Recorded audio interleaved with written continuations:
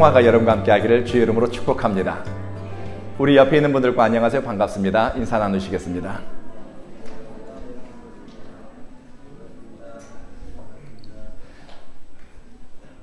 여러분이 잘 아시는 분인데요. 이어령 교수님이 돌아가시기 전 마지막 수업이라고 하는 책을 출판했습니다. 이어령 교수님은 암으로 돌아가셨는데 암세포가 몸 전신에 퍼져서 점점 죽어가는 상황을 어둠과의 팔씨름이라고 그분이 표현했습니다.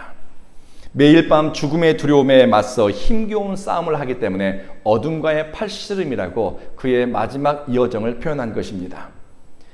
여러분 아시는 것처럼 이어령 교수님은 평생 무신론자로 살았고 지성을 영성보다 우위에 두었습니다.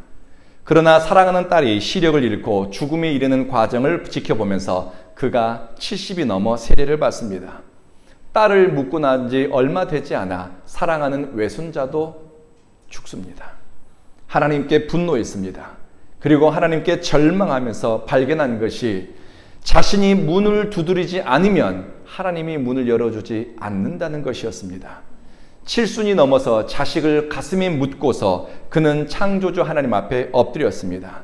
지성도 내려놓고 세상의 경험도 명예도 쌓아왔던 모든 성취도 내려놓고 하나님 앞에 엎드렸습니다. 고난 가운데에서 하나님의 뜻을 이해하기 위해 하나님의 말씀에 귀를 기울이고 그는 하나님을 예배하는 선택을 합니다.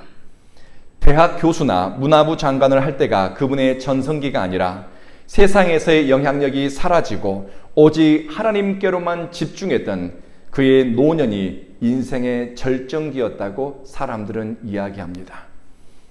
하나님을 노래하고 영광 돌리는 예배는 우리가 선택할 수 있는 신비롭고 의미 있는 육체로 사는 인간을 영적인 존재로 거듭나게 하는 시간입니다.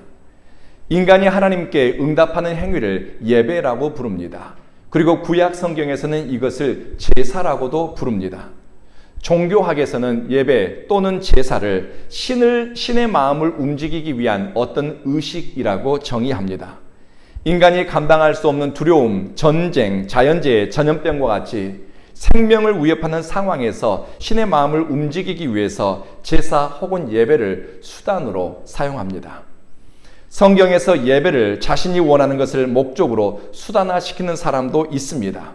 그런데 예배를 통해서 하나님과 막힘없는 사랑의 소통을 하면서 위대한 삶을 살아낸 인물들이 있습니다.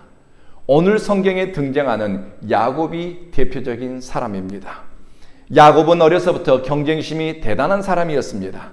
일반적으로 자존감이 낮거나 열등감이 많은 사람이 경쟁이 심하거나 질투심이 많다고 합니다.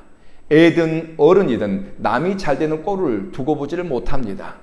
경쟁을 통해서 자신을 드러내고 인정받으려는 욕구가 강하기 때문입니다.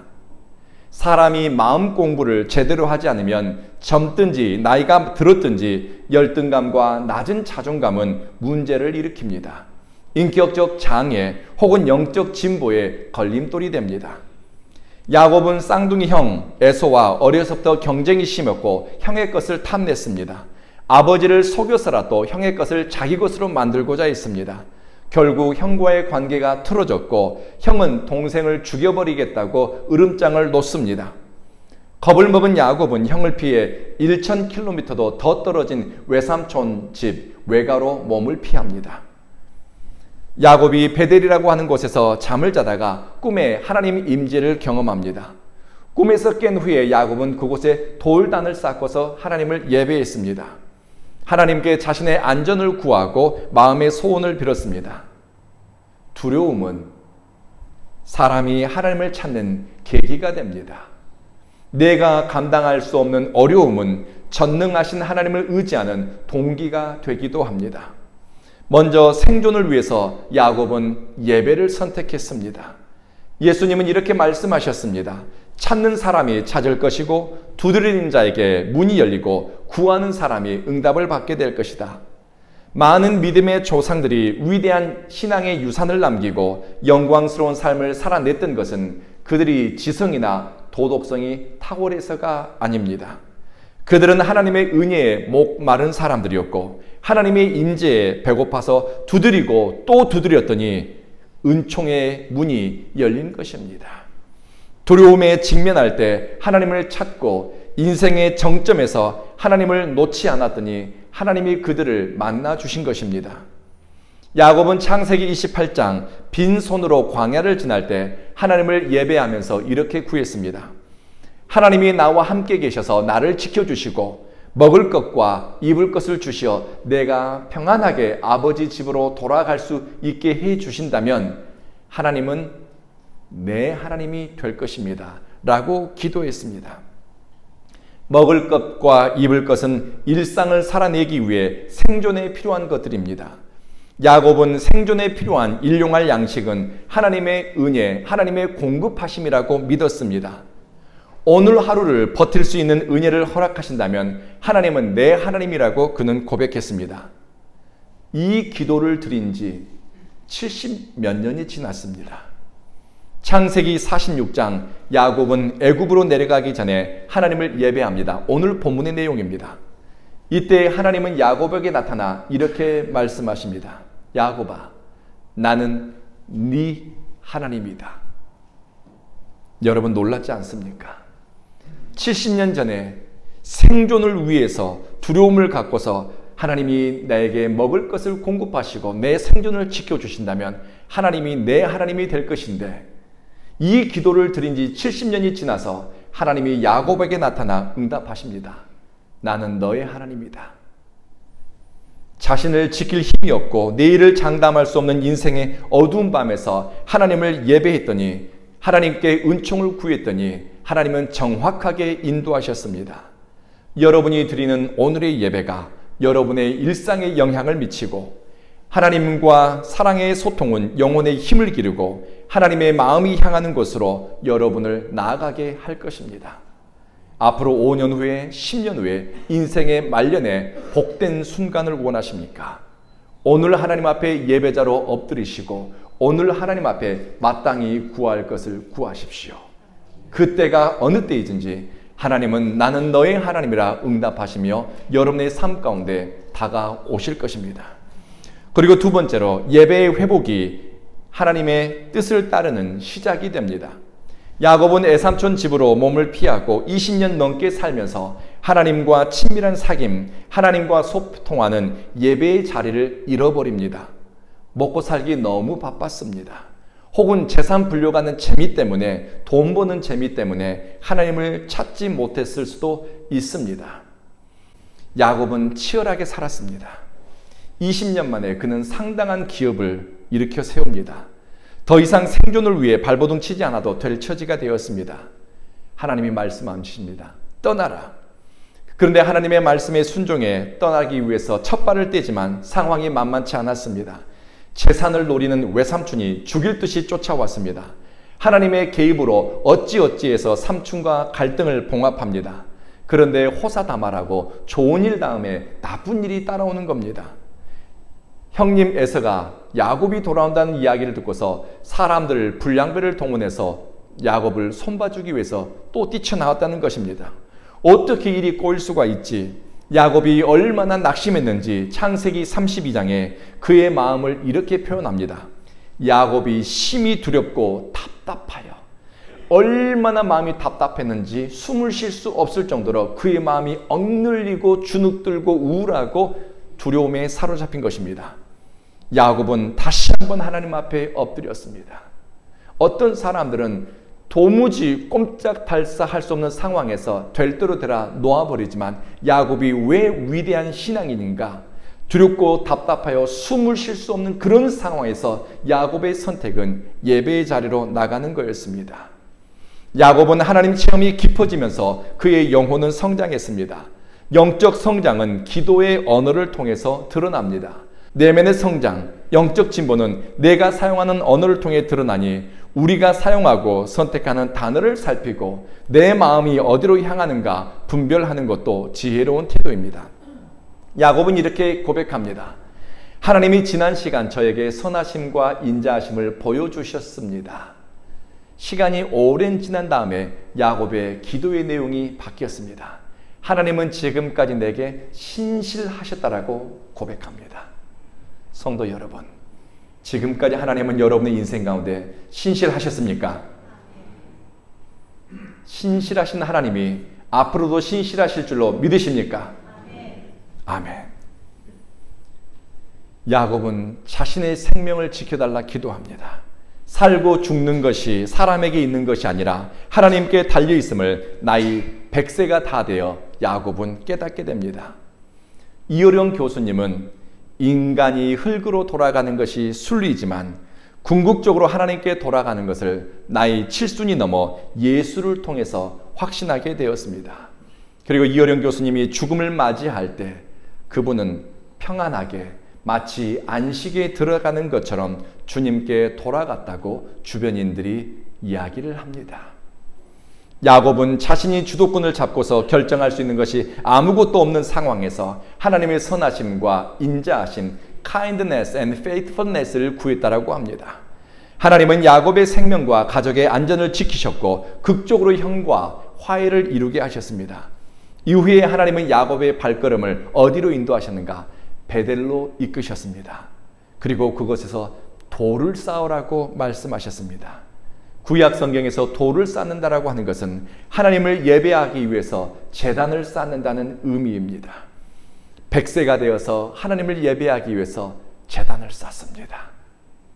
하나님을 예배하는 것은, 주님을 섬기는 것은 소시적에 열심히 하는 것이 아니라 야곱의 인생은 나이가 들어가면 들어갈수록 하나님을 위해 제단을 쌓고 하나님을 섬기기 위해 그 헌신하는 횟수가 더 자주 등장하게 됩니다. 무슨 의미인지는 아시겠지요? 가나안 땅, 약속의 땅에서 이제 믿음의 조상으로 새로운 역사를 써나가야 할 야곱에게 주신 첫 사명은 예배자로 하나님 앞에 서는 일입니다. 오래전 야곱은 생존을 위해 길을 떠날 때, 미래가 불확실한 여행을 시작할 때 그는 하나님께 예배를 드렸습니다. 예배가 그의 인생의 시작이었습니다. 100살을 바라본 나이에 하나님의 부르심에 응답하기 위해서 그는 예배를 선택했습니다. 예배 회복은 선택과 결단을 요구합니다.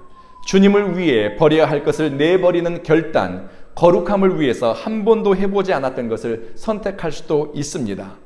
버려야 할 것이 호주머니 안에만 있는 것이 아니라, 쓰레기통 안에만 있는 것이 아니라 내 마음속에도 버려야 할 것들이, 선하지 않은 것들이 꽉 차 있는 것을 보게 될 것입니다. 하나님 앞에 겸손하게 정직하게 머물게 되면은 쓰레기통이 주방에만, 안방에만, 거실에만 있는 것이 아니라 내 안에도 쓰레기통이 있는 것을 보게 됩니다. 비워내야지요. 삶의 은밀한 곳에 도사리고 있는 거룩하지 않는 태도와 행위가 있습니다. 보따리한 깊숙한 곳에 자리 잡은 우상처럼 하나님이 기뻐하지 않은 것들이 감춰져 있다는 것을 야곱은 깨닫게 됩니다. 그 모든 것을 다 제거하고 청산했습니다. 주님 앞에 성결한 예배자로 나아가기 위해서 자신을 살폈고 가정을 살펴보았습니다. 주님 앞에 새로운 마음과 온전한 마음으로 예배자로 나왔더니 하나님은 야곱에게 이렇게 말씀하십니다. 야곱아, 네 이름은 이제부터 야곱이 아니라 누구라고요? 맞습니다. 네 이름은 이스라엘이다. 약복강가에서도 말씀하셨던 그 말씀을 나중에 다시 말씀하십니다. 야곱아, 네 이름은 이스라엘이다. 이스라엘이라고 하는 이름은 야곱의 변화된 이름입니다. 욕심 많고 경쟁심 많고 시기심 많고 질투심이 많고 남과 겨루기를 좋아했던 그 옛사람 야곱은 죽고 이제 이스라엘이라고 하는 새 이름으로, 변화된 이름으로 다시 살아났다는 것입니다. 그리고 그 이름이 너의 자손들에게 물려받게 될 영적 유산이 되는 이름입니다. 예배가 회복된 사람은 과거에 묶여 살지 않습니다. 하나님이 나를 누구라고 불러주는가? 나를 향한 하나님의 마음, 나를 부르시는 하나님 아버지의 마음을 깨닫게 되면은 새 마음으로, 그리고 새 일을 행하실 하나님에 대한 소망으로 미래를 향해 나아갈 수 있습니다. 그리고 인생의 결정적인 순간에 야곱은 예배를 선택합니다. 오늘 야곱은 애굽으로 내려가기 전에 브엘셰바에서 다시 한번 예배를 드리는 선택을 합니다. 브엘셰바는 이스라엘과 애굽의 경계, 국경선에 있는 마지막 도시입니다. 이 브엘셰바를 지나서 애굽으로 가는 과정에서는 이제 사막 광야밖에 없습니다. 어떻게 되면 생존의 경계일 수도 있습니다. 새로운 인생의 출발점이 될 수도 있습니다. 이때 야곱의 나이가 130살이었습니다. 130살에 새로운 여행을 시작하면서 야곱은 하나님을 예배했습니다. 하나님은 야곱에게 말씀하십니다. 너는 아무것도 두려워하지 말아라. 그리고 너의 자손들에게 엄청나고도 위대한 복을 줄 것이라고 하나님은 말씀하셨습니다. 성도 여러분, 하나님과 막힘없는 사랑의 소통을 나누는 아버지의 기도, 어머니의 기도는 자녀와 그 다음 세대에까지 선한 영향을 미치게 됩니다. 이것을 아는 부모는 자식을 위해 참된 예배자로 하나님 앞에 서게 되고 기도로 자녀들의 인생에 디딤돌을 놓아주기 위해서 선택합니다. 아버지 야곱의 기도로 자녀들의 인생의 문, 축복의 문을 열게 됩니다. 나이가 들었지만 야곱의 영혼은 점점 더 강건해져 갔습니다. 예배가 회복된 야곱에게 하나님의 음성이 들려옵니다. 앞으로 가야 할 길에 대한 통찰력이 생겼습니다. 마음 씀씀이가 대범하고 넉넉하고 두려움이 없고 사랑을 쫓아가게 되니 이제 그의 눈에는 거슬리는 상황이나 사람도 없습니다. 과거에 받은 상처가 회복되었습니다. 하나님과의 관계가 회복되니 자식들 사이에 있는 그 앙금도 사라지고 불화와 갈등이 봉합되고 원망과 불평이 노래가 되고 감사가 되었습니다. 하나님의 뜻이 들려오니 내 욕심, 내 분노, 미움, 경쟁심, 과거의 상처, 열등감에 사로잡혀서 오늘을 사는 것이 아니라 이런 것들에게 마음을 내어주지 않습니다. 야곱의 영적 진보는 그가 사람을 어떻게 대하는가, 그가 사용하는 언어를 통해서 창세기 46장 이후에 발견할 수 있습니다. 그가 어떤 위대한 영혼의 사람으로 진보했는지를 죽음 앞에 선 야곱을 통해서 우리는 발견할 수 있습니다. 애굽에 내려가서 제국의 통치자 바로를 만나게 됩니다. 야곱은 제국의 통치자를 위해서도 복을 빌 만큼 영혼의 저력이 있었습니다. 모든 부귀영화를 다 가진 사람을 위해서도 축복을 할 만큼 그의 마음속에는 축복의 언어가 꽉 차 있었습니다. 여러분의 속에는 어떤 축복의 언어가 있습니까? 누군가를 만났을 때 그 사람을 위해 빌어줄 축복의 언어가 있습니까? 시시비비를 가리고 다툴 만한 언어가 가득합니까? 야곱은 나이가 들어가니 바로 앞에 섰을 때도 축복하고 복을 빌어줄 만큼 그의 마음은 대범하고 넓고 컸습니다. 사랑의 마음이 충만했습니다. 누구를 만나든 복된 마음으로 대하고 그 사람을 위해 사랑과 복을 비는 마음으로 충만했다고 하는 것은 야곱의 마음속에 하나님의 마음이 자리 잡았다는 것입니다. 나이 130세 야곱의 마음은 하나님의 마음을 품게 된 것입니다. 이 야곱이 죽음을 앞두고서 12명의 자식들을 위해서 복을 비는 유언적인 기도가 나옵니다. 이 기도는 내 자식이 건강하고 잘 먹고 잘 살고의 복을 넘어섭니다. 야곱이 12명의 자식들을 위한 기도는 개인과 가정을 넘어서 공동체를 넘어서서 앞으로 다가오는 세대까지 심지어 유다 자손을 위해서 복을 빌 때는 앞으로 오실 메시아에 대한 축복의 언어까지 사용하게 됩니다. 성도 여러분, 하나님과 막힘없는 사랑의 교제가 일어나는 사람에게는 그 입술의 언어가 현실에 갇히지 않습니다. 경쟁하기를 좋아하고 열등감이 많았던 야곱은 하나님의 임재를 반복해서 경험하고 사랑을 체험하면서 누구를 만나든 경쟁이 아니라 복을 흘려보내는 축복의 사람으로 변화되었습니다. 하나님을 예배하고 하나님을 경험하면서 야곱은 탐욕과 모난 성품, 악과 독이 꺾여나가면서 진리의 사람으로 성장합니다.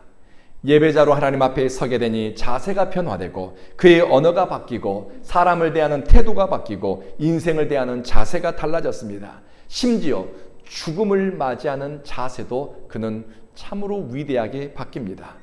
야곱은 창세기 47장 인생의 마지막 기력이 다 빠졌습니다.